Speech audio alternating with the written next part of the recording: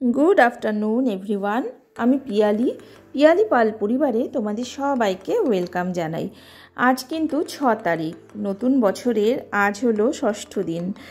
আজ সকালটা কিন্তু আমার ভীষণ এলোমেলোভাবে কাটছে, জানি না কেন। দেখো, মর্নিংয়ে কোনো ভিডিওই করিনি, কি জানি না, বসে আছি, বাইরেটা দেখছি, পাখি দেখছি, গান শুনছি, এভাবেই যেন সারাটা সকাল কেটেই চলে গেল। তারপরে দুপুরে রান্না করার সময় মনে হলো যে না, কিছু ভিডিও তো আমার বন্ধুদেরকে শেয়ার করতেই হবে, তাই চলে গেলাম রান্না করতে। তখন মনে হলো যে না, একটুখানি রান্নার ভিডিওটাই করে রাখি, যাক, সেটা দিয়ে তো তোমাদের সাথে একটা অগোছালো এলোমেলো গল্প তো হবে। সেই কারণে আমি এখন রান্না করতে চলে এসেছি। আর আজকে করব হচ্ছে সর্ষে দিয়ে কাতলা মাছ। কাতলা মাছটা প্রথমে তো ভেজে নিলাম। আর কি হয়েছে জানো তো, ভীষণ তাড়া ছিল, আজকে তো রান্নাতে কোনো মন নেই, তাই কোনো মতে করতে হবে বলে কি করেছি, এই ছোট কড়াইয়ের মধ্যে সব কটা মাছের পিস আমি একসাথে করে দিয়ে দিয়েছি। দিয়ে দেওয়াতে কি হয়েছে, না নড়ছে না চড়ছে, কিছুই হচ্ছে না। একটা করতে যাচ্ছি আর একটা খোঁচা লাগে, কেটে উঠে বেরিয়ে যাচ্ছে, এই সমস্ত খানিকক্ষণ ধরে হলো।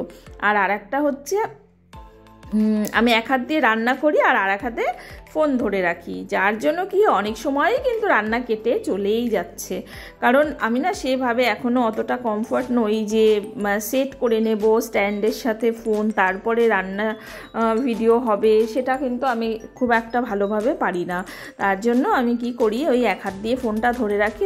দেখছো না, মাছ তুলতে গেলেও বারবার পড়ে যাচ্ছে, খোঁচা লাগছে, এরকমটা হচ্ছে। যাই হোক, এগুলো তো হচ্ছে, চলছে, যেরকমভাবে চলছে চলুক, একভাবে ভিডিও হলেই হলো, হয়তো সেটাই আমার মনে হয়, তাই আমি এরকম করেই করি।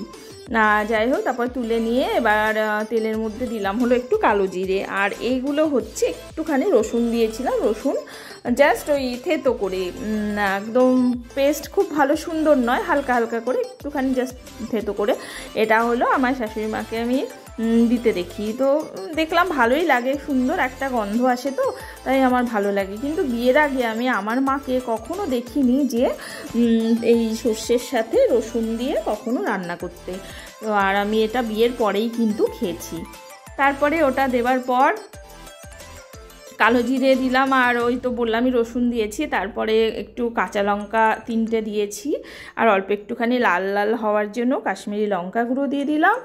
আর ব্যাস, আর কিছুই কিন্তু আমি দেব না। আর সর্ষে পাউডার পেস্ট, মানে যেটা আমি ভিজিয়ে রেখেছিলাম, সেটা দিয়েছি। এইভাবে এবার একটুখানি জলও দিয়ে দিয়েছি। এবার জলটা যখন ফুটে উঠবে, মানে একটু হালকা ঝোলঝোলই রাখবো, কারণ কি একটু ঝোল না হলে না আমার বাড়িতে মানে কেউ খেতে পারে না, তার জন্য আমি একদম মাখা টাইপের রান্না না করি না। এবার এটা ঝোলটা ফুটে উঠেছে পর আমি কিন্তু মাছগুলো দিয়ে দিচ্ছি, দিয়ে এবার জাস্ট হবে, ফুটবে, একটু নরম হবে, নামিয়ে দেব। এইভাবেই আজকে রান্নাটা হয়ে যাবে। আর একটা হচ্ছে যে, জানি নতুন বছর তোমাদের হয়তো সবারই খুবই ভালো কাটছে, আমারও কিন্তু দিনগুলো খারাপ কাটেনি, তবে আজকের দিনটা একটু অগোছালোভাবেই চলছে আমার।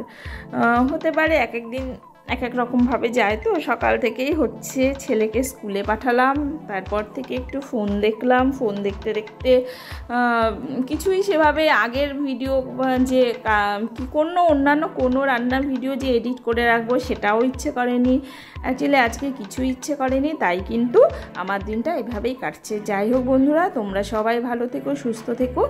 আর যদি আজকে আমার এই চ্যানেলে প্রথম হয়ে থাকো, তাহলে দয়া করে আমার সাথে জুড়ে থেকো, কারণ আমার ভালো লাগবে। আর যদি সাবস্ক্রাইব করার ইচ্ছে হয় তো করতে পারো, কারণ দেখো, এটা তো জোর করে হয় না, যদি ভালো লাগে, ভালোবেসে থাকো, এতক্ষণ আমার কথা এতগুলো শুনে নিলে, তাই যদি মনে হয় যে না, এই দিদিভাইকে আমার সাবস্ক্রাইব করতে ইচ্ছে করছে, তো করতে পারো। ব্যাস এটুকুই বলার ছিল, আর কিছু বলার নেই। এবার কিন্তু ফাইনালি আমার রান্নাটা এরকম হয়েছে। তো আজকের মতো এটুকুই, সবাই ভালো থেকো, বাই।